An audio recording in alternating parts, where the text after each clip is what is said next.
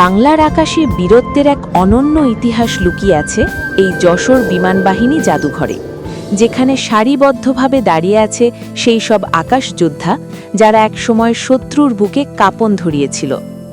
আজ আমি আপনাদের নিয়ে যাব যশোরের এই অসাধারণ জাদুঘর ভ্রমণে, যেখানে ইতিহাস আর বিনোদনের এক চমৎকার মেলবন্ধন ঘটেছে।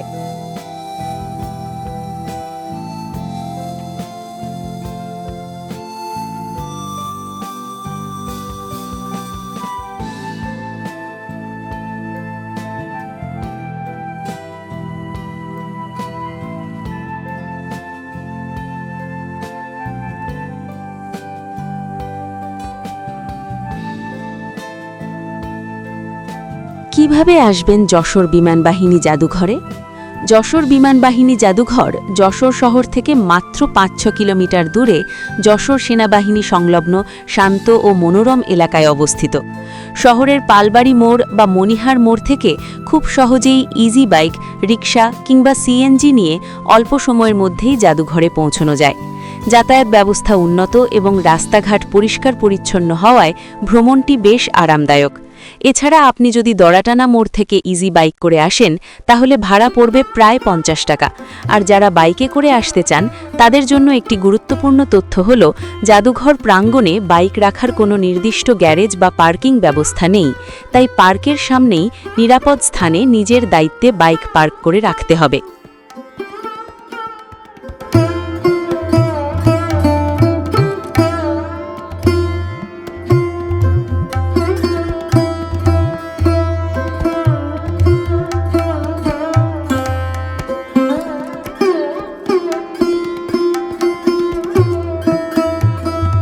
প্রবেশ মূল্য ও সময়সূচি। জাদুঘরে প্রবেশের জন্য আপনাকে মাথাপিছু মাত্র ৪০ টাকা দিয়ে টিকিট সংগ্রহ করতে হবে। সময়সূচি: শনিবার থেকে বুধবার দুপুর ২টা থেকে রাত ৮টা পর্যন্ত খোলা থাকে। শুক্রবার সকাল 10টা থেকে রাত 8টা পর্যন্ত এটি দর্শনার্থীদের জন্য উন্মুক্ত।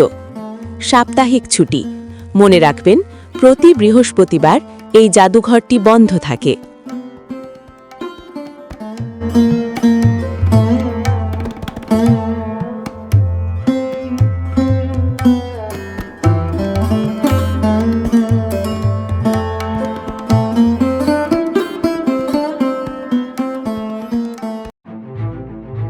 ভিতরে পা রাখতেই আপনার চোখে পড়বে বিশাল সব যুদ্ধবিমান।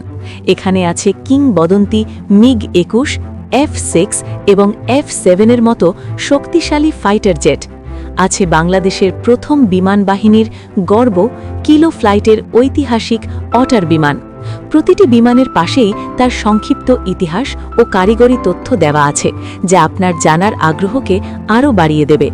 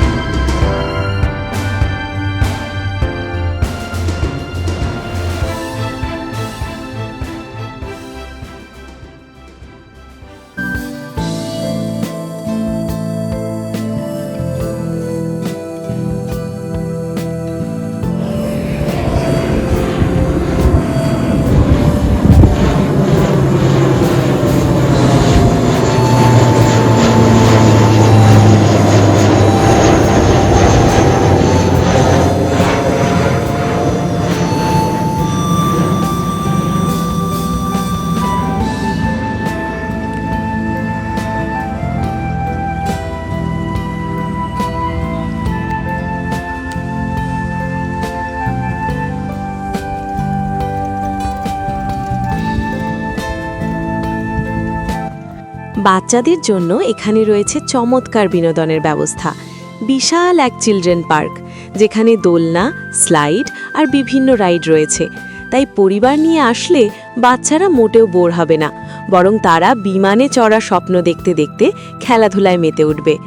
ঘুরতে ঘুরতে টায়ার্ড হয়ে গেলে খাওয়া দাওয়ার জন্য এখানে রয়েছে বেশ কয়েকটি সুন্দর ফুড স্টল এবং ক্যাফেটেরিয়া। হালকা স্ন্যাক্স থেকে শুরু করে চা, কফি বা ফাস্ট ফুড সবই হাতের নাগালে।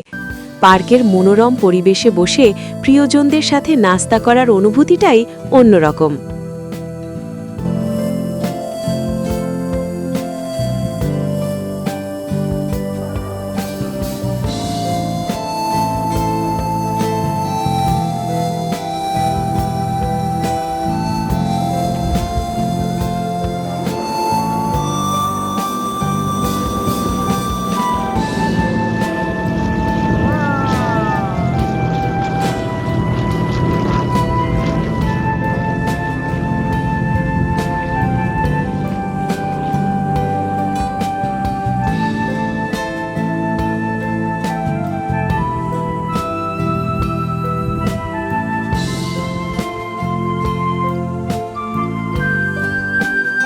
অনেকেই জানতে চান এই চমৎকার জাদুঘরটি কবে থেকে আমাদের জন্য উন্মুক্ত হয়েছে।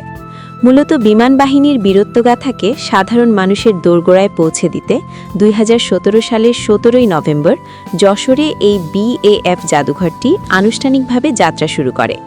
তৎকালীন বিমান বাহিনী প্রধানের হাত ধরে উদ্বোধন হওয়া এই জায়গাটি আজ দক্ষিণবঙ্গের অন্যতম প্রধান পর্যটন কেন্দ্রে পরিণত হয়েছে। কেন এটি যশোরে করা হলো? যশোর বিমান ঘাঁটি, বীরশ্রেষ্ঠ মতিউর রহমান ঘাঁটি, বাংলাদেশের অন্যতম গুরুত্বপূর্ণ এবং ঐতিহাসিক একটি এয়ারবেস। 1971 সালের মুক্তিযুদ্ধে এই অঞ্চলের আকাশপথের গুরুত্ব ছিল অপরিসীম। তাই এই ঐতিহাসিক গুরুত্বকে সম্মান জানাতে এবং যশোরের মানুষের দীর্ঘদিনের দাবি পূরণে এখানেই জাদুঘরটি স্থাপন করা হয়। ছুটির বিকেলে পরিবার নিয়ে একটু নির্মল আনন্দ আর ইতিহাস জানার জন্য যশোর বিমান বাহিনী জাদুঘর একটি সেরা গন্তব্য। সুযোগ পেলে আজই ঘুরে আসুন। ভিডিওটি ভালো লাগলে লাইক দিন এবং আপনার প্রিয় কোনো বিমানের নাম থাকলে কমেন্টে জানান। দেখা হবে পরের ভিডিওতে।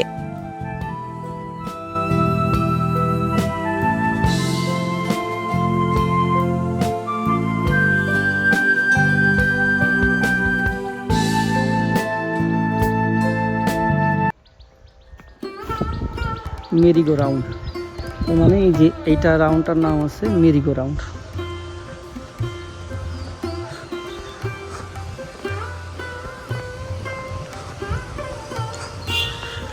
এখানেও কিছু বিমান রাখা আছে।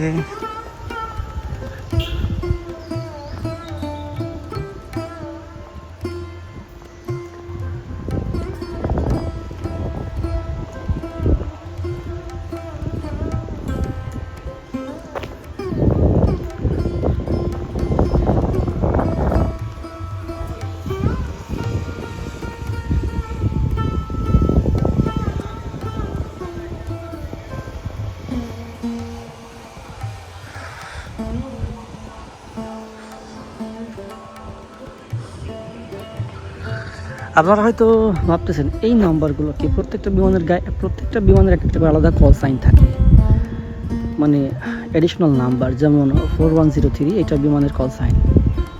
এই বিমানটি আকাশে উদ্বোধন অবস্থায় একে ডাকা হবে 4103 এবং যাবতীয় এয়ার ট্রাফিক কন্ট্রোলারের সাথে এই কোডে সে সংযুক্ত বা থাকবে বা যোগাযোগ মেনটেন করবে। যেমন এটার নাম আছে 4102, ওইটার নাম হচ্ছে 3202। এগুলো বিমানের কল সাইন।